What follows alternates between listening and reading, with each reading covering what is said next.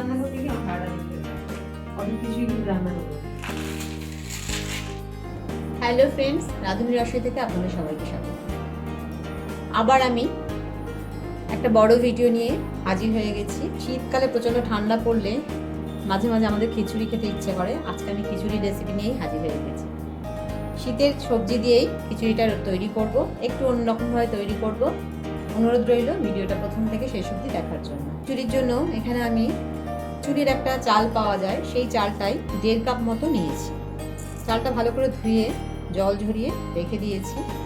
আর এখানে আমি সোনা মুগ ডাল নিয়েছি, এটা আমি হালকা করে ভেজে ভালো করে ধুয়ে রেখে দিয়েছি। এটা 1 কাপ নিয়েছি।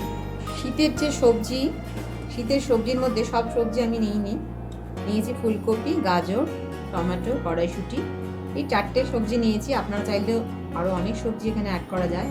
একটু নারকেল কুচি নিয়েছি, সেটা আমি একটু ভেজে রেখে দিয়েছি। আর ফুলকপি, গাজর এগুলো আমি একটু ভাপিয়ে ভেজে রেখে দিয়েছি।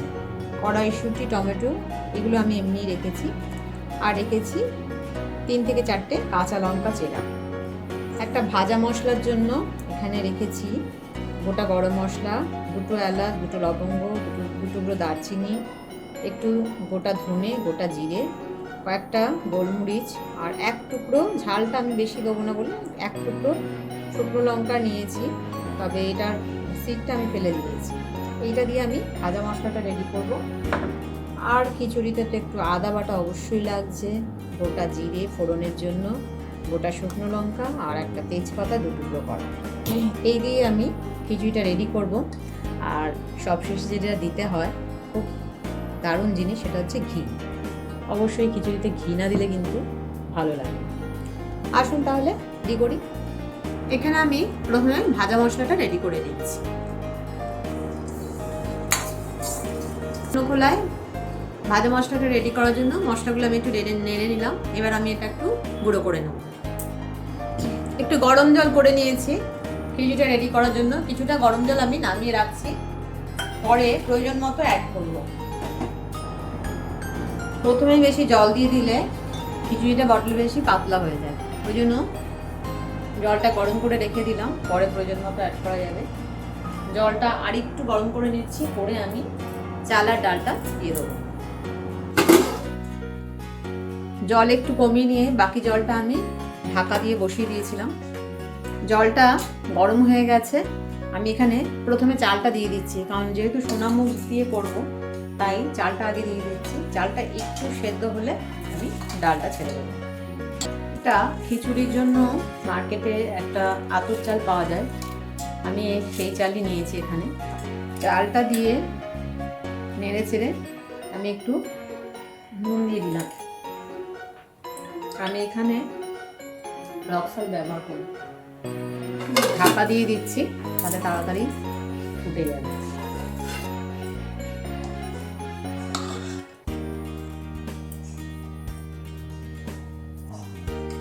চালটা হয়ে গেছে, এবার আমি ডালটা দিয়ে দিচ্ছি। চাল ডাল দিয়ে দিয়েছি। এবার আমি এর মধ্যে চেরা কাঁচা লঙ্কা 3 থেকে 4টে দিয়ে দিলাম। কড়াইশুঁটিগুলো যেহেতু আমার আগে থেকে ভাপানো ছিল না, তাই কড়াইশুঁটিগুলো দিয়ে দিচ্ছি। এবার দিয়ে দিচ্ছি আদা বাটা,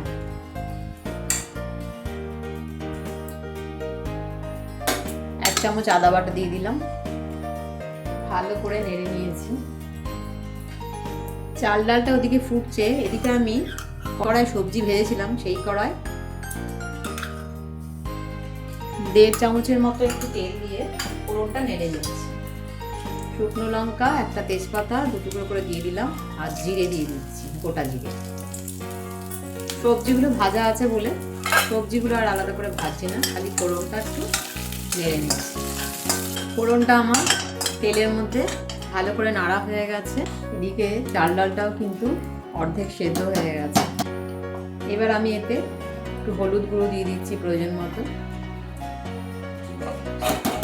আর দিয়ে দিচ্ছি সবজিগুলো, সেদ্ধ করে রাখা ভাজা সবজিগুলো দিয়ে দিচ্ছি। সবজির মধ্যে এখানে গাজর সেদ্ধ করে ভেজে রেখেছিলাম, আর ফুলকপি, আর একটু নারকোল কুচি দিচ্ছি, নারকোলগুলোও আমি ভেজে রেখেছিলাম।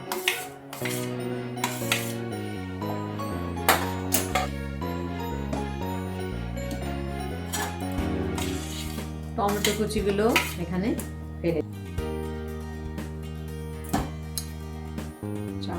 সেদ্ধ হয়ে গেছে। এবার আমি যে ফোড়নটা তেলের সাথে নেড়ে ভেজে রেখেছিলাম সেটা দিয়ে দিচ্ছি। একটু গরম জল আমি অ্যাড করে দিলাম। আমি এখানে একটু গুড় অ্যাড করে দিচ্ছি, আপনারা চাইলে চিনি দিতে পারেন। ডাল সবই কিন্তু সেদ্ধ হয়ে গেছে।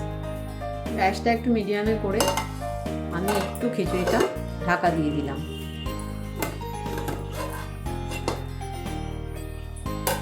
ঢাকা খুলে একটু দেখে নিচ্ছি। খিচুড়ি জলটা টেনে এসছে আর চাল ডাল ভালোই সেদ্ধ হয়ে গেছে। খিচুড়ি আমাদের রেডি। এবার আমরা দিয়ে দিচ্ছি যে ভাজা মশলাটা আমি রেডি করে রেখেছিলাম, সেটা আমি গুঁড়ো করেছি, গুঁড়ো করে দিয়ে দিলাম। ভাজা মশলাটা দিয়ে নেড়ে ছেড়ে এবার আমি দিয়ে দিচ্ছি ঘি। তৈরি হয়ে গেল আমাদের খুব টেস্টি একটা খিচুড়ি। অবশ্যই কিন্তু যে ভাজা মশলাটা আমি ইউজ করলাম অবশ্যই ইউজ করবেন, তাহলে কিন্তু খিচুড়িটা খেতে সত্যি খুব অসাধারণ হয়। আমি গ্যাসের ফ্লেমটা অফ করে দিলাম, দিয়ে এটা খিচুড়িটা একটু 1 মিনিট একটু স্ট্যান্ডিং টাইম দিচ্ছি, তারপর আমি এটা সার্ভ করে দেবো। খিচুড়িটা রেডি হয়ে গেছে, এবার আমি এখানে সার্ভ করে দিচ্ছি। ওকে, আবার একটু ঘি দিয়ে দিলাম, ঘি দিয়ে উপর থেকে একটু ঘি দিয়ে আমি খিচুড়িটা সার্ভ করে দিয়েছি। সঙ্গে দিয়েছি এখানে ধনেপাতার বড়া। এটা কিন্তু খেতে খুব টেস্টি হয়। অবশ্যই একবার এইভাবে ট্রাই করে দেখতে পারেন। যদি ভালো লেগে থাকে রান্নাটিকে লাইক ও শেয়ার করার অনুরোধ রইল। নতুন বন্ধুদের আমার সাবস্ক্রাইব করার অনুরোধ রইল। পাশে থেকে বেল আইকনটা অবশ্যই প্রেস করবেন, তাহলে নতুন নতুন রান্নার আপডেটগুলো সহজেই পৌঁছে দেবে। সুস্থ থাকবেন, ভালো থাকবেন, ধন্যবাদ।